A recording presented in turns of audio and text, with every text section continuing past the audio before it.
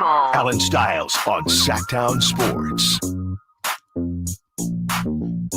1 hour down, and it was a hell of an hour, by the way.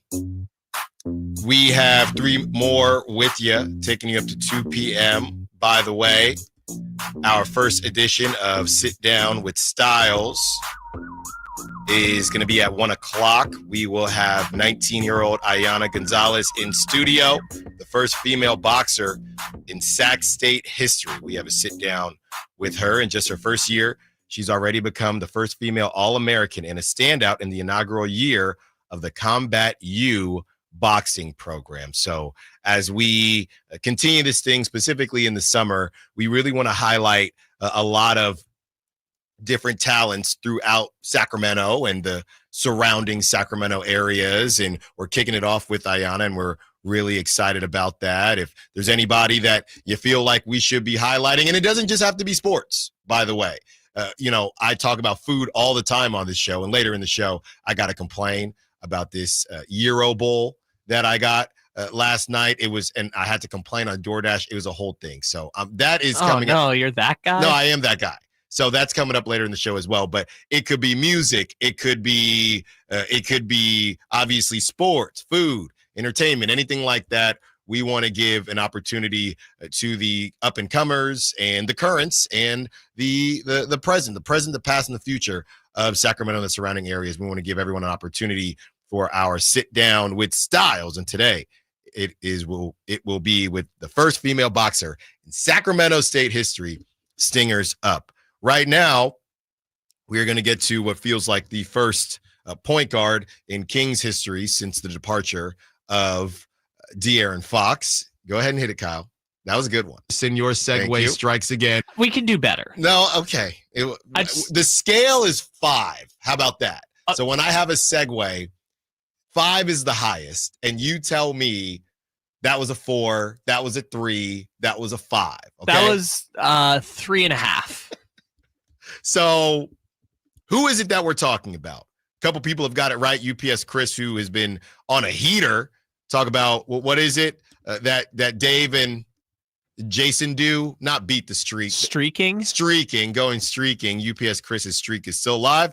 And we're trying to figure out what's going to last longer. UPS Chris's streak of guessing the players right, or the A's losing streak. They're both at 6. That's right. And the player is 1, Coby White. Coby White, 1 year on an expiring contract that fits inside the Kings trade exception. We've talked about Coby White a good bit on this show. He is an electric point guard. Would you say he is a Darius Garland? He looks a little bigger than Darius Garland. Would you call him a Darius Garland variant? Is that fair? I would say on a scale of Colin Sexton to Darius Garland, he's probably about a 6. Like somewhere in the middle of Colin Sexton and Darius Garland. So he played 74 games. He goes, this is what I tell you. Basketball Reference has him at 6'5". So I always go by Basketball Reference. One of the rare players on Basketball Reference with no nicknames, by the way. I don't know if that should be a red flag or not. No nicknames for Coby White. He went to North Carolina. He was the 7th overall pick in 2019. Like I said, he played 74 games last season, and God bless him for doing that on the Bulls. 20.4 points per game, 5 points more than his career average, 3.7 rebounds per game, 4.5 assists per game, 45.3% from the field, 37% from 3, 90% from the free throw line. And, he's up across the board in all of his statistics. And I would say this is a guy who a lot of people are going to be after him. You look at the contract, you look at the age, he's 25 years old, and he didn't just turn 25, but he turned 25 in February. So he'll go through a lot of next season as a 25-year-old. Taking a look at what he's done in his career, this is by far, like I said, the last season was that true breakout season, as he only started 2 games in 2023, but in that next season, he goes from, 13 points per game, 15.1 points per game, 12.7 points per game. And obviously some of that was DeMar and Zach LaVine, 9.7 points per game in 2023. Then last season, he shoots up to 19.1 points per game and eclipses that this season with 20.4 points per game. He averaged 4.5 assists per game. Last season, he was at 5.1. So he can get to that threshold if enough players are around him. I would say, Kyle, I know a couple things have moved around. Having Josh Giddey on the team may have affected his ability to distribute the basketball a little bit. Josh Giddey's even more of a pure point guard than him. So they're not fully redundant. Coby White is a much better scorer right now than Josh Giddey. But this is a guy, you look at his contract, it's an outstanding contract. This is somebody I would say the Bulls are going to try to get somebody to pay a little extra, because 12.8 for Coby White is a steal. It's expiring, but you can go ahead and re-sign him if he balls out with you as he is heading into his prime. I don't believe that Coby White has hit his prime yet. I also don't know that a lot of people are completely sure of what his ceiling is, but you look at what he's done. He's 25 years old, a young 25, 12.8 on his contract. He's going to be looking for a lot more than that, I would say, going into his next contract. And again, got to preface everything, relatively speaking, we know $12.8 million is a lot of money, but the deal was for 36 mil. He is, I think, going to be one of the shady, low-key, sexy names on the market this season. And I think the Kings are going to, if they want him, there will be some version of a bidding war. And it turns into, and we'll get into this on the other side, what exactly the Kings want to give up to get him. Yeah, I'm looking at the contracts of other point guards in the NBA, and outside of the max deals, kind of that next tier is like, you're looking at Emmanuel Quickley at $32 million a year. You're looking at Malcolm Brogdon got $22 million a year. Terry Rozier signed that crazy $24 million a year contract. DeJounte Murray's extension with the Pelicans is $28 million. I don't know if Coby White is as good as DeJounte Murray, but you're probably looking at that like $20 to $25 million range if you want to extend Coby White after this season. Maybe the Sacramento Kings say, we'll just ride it out for 1 year, let him hit free agency. We have the bird rights. If it comes in at $20 million a year, we'll bring him back kind of situation. But at least for the 1 year, you have him at, like you said, $12 million, which means you can essentially add him like a free agent. You because they have the trade exception from giving up Kevin Huerter, which honestly would be kind of like best of both worlds for everyone, because the Bulls are trying to make room for Josh Giddey here. Yeah. You take Kevin Huerter, we'll take Coby White, see if we can fix both of those guys. And that would kind of be the trade-off the Kings are making there, is getting a point guard in Coby White and giving up a shooting guard, getting a point guard in Coby White and a shooting guard in Zach LaVine. Wow, actually, I'm just talking this out on the air. If they got Coby White, it would be trading backcourts. The Kings gave up the backcourt of Fox and Huerter for the Bulls backcourt of Coby White and Zach LaVine. That's kind of funny to think about.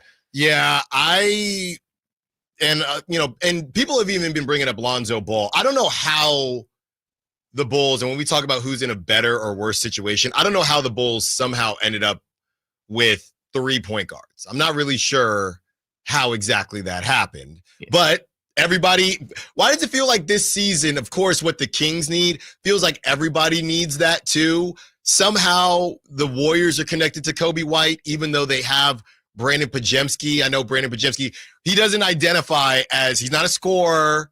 He's not a point guard. He's just a basketball player. Sure. So now the Warriors need a point guard. All these teams need point guards now. So I know a lot of people yesterday were talking about Lonzo, and also obviously Coby White's been connected to the Warriors as well. And of course, Josh Giddey's the one that they're going to keep. But somehow the Bulls have 8,000 point guards and they don't know what they're doing with any of them. And it only costs them Alex Caruso, maybe the most impactful defensive player in the entire playoffs. So I think there's going to be a lot of people lined up we can have the Lonzo conversation when we need to have it. Coby White, to me, is a better player than Lonzo. I trust Coby White more to finish a season than Lonzo. Obviously, Lonzo is more that pure point guard, but I don't know. I don't want to get too caught up on we need a floor general because I think that's what's been happening. I don't know that the Kings, I don't know that people realize how bad the point guard play was. They just need a somebody that is familiar with the point guard position. I don't think they need a Steve Nash disciple. I don't think they need a John Stockton disciple. They just need somebody that knows how to play the point guard position. Yeah, they just need not Malik Monk. I mean, essentially. And Malik can still do his thing in spurts exactly like what he was doing with De'Aaron. De'Aaron is not a pure point guard. No, but De'Aaron at least is more of his game is more playmaking. Malik Monk's is playmaking, but it's playmaking from the wing. It's spot up shooting. It's DHOs where Sabonis is the ball handler and he's playing off of that. Mm-hmm. So it's very different games between what Malik Monk does as a quote-unquote ball handler or what Zach LaVine would do as a theoretical ball handler versus Coby White or, to your point, De'Aaron Fox, which is scoring at 3 levels and playmaking. So if I'm the Kings, obviously I'm interested. I think now if we're talking about what we just discussed and we're gonna bring up what it would take to get them, but yeah, if you can't, and again, we have a lot of caveats today and a lot of prefaces today, just to be very clear when it's, oh, do you want to blow things up or not? Again, if you're not going to blow it up, if you're just refusing to blow it up, sure. Coby White and John Collins, is that a successful offseason for the Kings? John Collins is gone with DeRozan. We'll discuss what it would take to get Coby White. If that's what they brought home this offseason and blowing it up is not a question, that's relatively speaking, the theme for the day, that is a good summer. It is. While not compromising your long-term future. Which is exactly what we're going to get into on the other side. Kyle has cooked up. How many trades today, Kyle? 2. 2 trades for one Coby White. Are we in or are we out? Let's hear what Kyle has to say. 1 minute and we're back. Don't move. Alan Stiles, Sactown Sports. Coby White is the trade target today. A lot of people were talking about Lonzo. We'll get to Lonzo at some point, I'm sure. Do we have to? You know what's funny to me? Why is Lonzo separate from all the Bulls jokes? I saw, and I don't know, I can't tell on social media if Dave was being facetious or not, but Lonzo's owed $10 million. Obviously, that's a good deal if you get Lonzo, if you get good Lonzo and healthy Lonzo. But, Dave had mentioned, hey, the Kings do need a point guard. I know there's kind of a inside joke there, but I saw a lot of Kings fans talking about it. Is Lonzo just not actually a Chicago Bull because he hasn't played a lot and we don't really know what Lonzo is? Because I didn't see anybody saying any Sacramento Bulls jokes with Lonzo. Everybody seemed good with adding Lonzo to the squad. My theory is 2 things at work here. Number one, yes, we all feel bad about him because of his knees exploding for basically 2 seasons. Second, we don't associate him with the Bulls first, right? Because when you think Lonzo Ball, you still think Lakers, right? I just think he's not even. He's just there. He's just a basketball player. I guess when I think of Lonzo Ball team, my word association is still Lakers, even though he hasn't been on the Lakers in 6 years. That's still the team, and has been on the Bulls almost twice as long as he was on the Lakers. Right. I still think of him as being a Laker. So, and like I said, we'll discuss Lonzo. People want to talk about him. Obviously, to me, Coby White is a better player. He's younger, and he's only slightly more expensive. Lonzo has a club option the next season, which you could opt into. Coby White would just be a free agent. You can look to extend him. But before you can do any of that, you got to get him in the building. And Kyle, how are the Kings going to do that? All right. Well, it's pretty straightforward because Coby White can be absorbed into the trade exception. So The first deal I'm going to throw at you here, because I think you're probably going to feel better about this one, is Coby White for Terrence Davis, which is just, you have to send someone, and a 2026 Kings first round pick that is top 10 protected. So not lottery, but play in. Protected from the garbage. Protected from only if you don't make the play in or win the lottery. Protected. So it's not quite playoff protected. It's play in protected, if that makes sense. Do it. Do it now. And if you're the Bulls, would you or would you not do it? The Bulls, he's on an expiring contract. He's a good player. And like I said, I think there will be somewhat of a bidding war, but I don't know that anyone, it is a good contract that's about to expire. I can't see anyone giving you, the only thing would be an unprotected, right? You're not getting two.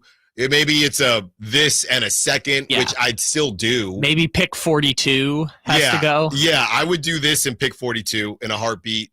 But the Bulls, you're not getting 2 firsts or anything. And unless you're getting, the only thing I would say is, could you get that pick and a young player on top of it? That brings us to trade number 2, which is a straight up swap, 1-for-1, Coby White for Devin Carter. I say yes right now. I don't know. Yes, you would do it if you're the Kings. Right now. Yes. Interesting. I don't know if I would do it if I were the Bulls. We'd have to know what do people think about Devin Carter? Supposed to be the steal of the draft. Kevin O'Connor, this is the only nice thing he said about the Kings in the last 5 years. Ended up being injured. Wasn't a good draft, or perceived as not a good draft. So I would do it. That brings back the question, could you do, a Devin Carter and the first round top 10 protected is maybe a smidge too much. Mm-hmm. Now it turns into, what do you think about Coby White? If Coby White, again, if there is a unofficial conversation about Coby White extending with you,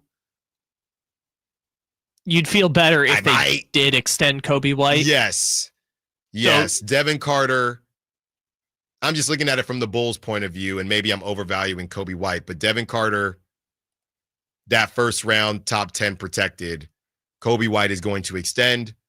Where do we sign? So I guess if I'm doing math in my head, it would be the Bulls next year would be running it with Giddey, I guess Kevin Huerter for now, Devin Carter, Matas Buzelis, now we're talking. And let's say they draft a center and trade Vucevic. Then they're essentially going the tear it down route, and you're starting 4 players on the rookie. Well, I guess Giddey would get extended. So 3 players on their rookie contracts. That is a rough watch. Yeah. I'm not signing up for that watch, but like I said, being out in Chicago and now seeing all the Bulls stuff or just Chicago sports stuff come through my feed because of the algorithm. That is the clip we played when I first got back from the summit, and it was one of the Chicago radio shows just saying, we are stuck. It sounded like a Kings conversation, which is why I played it, but this is a way for them to get unstuck. It's not a way to get unstuck. It's a way to fully commit to the teardown. Well, that's what I'm saying. Yeah. They're stuck in the middle right now. This would unstick them and say, we are tearing it down. Well, it would start the process, right? Because they would still have to trade Vucevic, who is also on an expiring contract. So they would still have to move him. I think if they could, they would move Kevin Huerter. I just don't think they can move Kevin Huerter unless it's for another bad contract right now, because Kevin Huerter has 1 year and $18 million left. So I guess they're just looking at it like prioritizing Giddey's development. If they get Devin Carter in the door, they can start him at the 2 or the 3 next season. Yeah. And Matas Buzelis, they can figure out what those guys are while subsequently tanking and getting their 3 or 4 lottery picks. Yeah, I'm just not sure that the, narrative on Devin Carter is strong enough to just straight up swap Coby White. And now I think that they don't need a point guard, so they're okay with Devin Carter being more of a combo guy for sure. I just think that Coby White, 20 points per game scorer 2 seasons in a row. He was 19 the season before. 25 years old. He's only costing $12 million. He's probably going to extend with whoever he signs with because he's kind of a nomad at this point, looking for a home. I just can't see them being okay with only Devin Carter. Well, I can't see that. Do you think, because Devin Carter was the 13th pick in last year's draft, and I know we talk about like draft picks are kind of like used cars at times, where as soon as you draft them, the value immediately goes down. Yeah, he's had more injuries after the fact that he didn't start the season. He didn't end the season either, or he missed a bunch of games at the end of the season. But if you're the Bulls, would you rather just take the future first round pick of the Kings, or do you want? Yes. Okay. Yes. Because this is my, as one of the texters put it, my Devin Carter bias is kind of showing. Because maybe. Let's say the Kings finish 9th in the West again. Like they get Coby White and they make the play-in and they don't get it. Would you rather have the 13th pick in last year's draft or the 13th pick in next year's draft? Is kind of what you're asking if you're the Bulls. Everybody's always going to say next year. I disagree. It depends how good you think that player who was picked at 13. Yeah, but that's what I'm saying. I don't know that Devin Carter. I don't know how Devin Carter is viewed. I don't know how the Bulls view Devin Carter. But nationally, you're looking around. Think about it like this, right? I know he was injured, but we're not having this. This is a no-brainer. If he was even an all-rookie snub, right? He's not even an all-rookie snub from a bad rookie class. Some of that's injury, but this is the 13th pick coming off an injured season, not a top 10 pick coming off an injured season. Maybe it's different because Kobe's only on the 1-year deal, right? Maybe if he signs an extension with the Kings right away, which I don't, unless the Kings are willing to offer him 20 to 25 million, I think Coby might be better off just playing the free agency game next year because he would be an unrestricted free agent. But maybe if it comes with an extension, I'd feel better about it. But the tough part is about giving up the future, about giving up the more on top of Devin Carter. But the flip side is if they make this move and they're still the 10th or the 11th seed,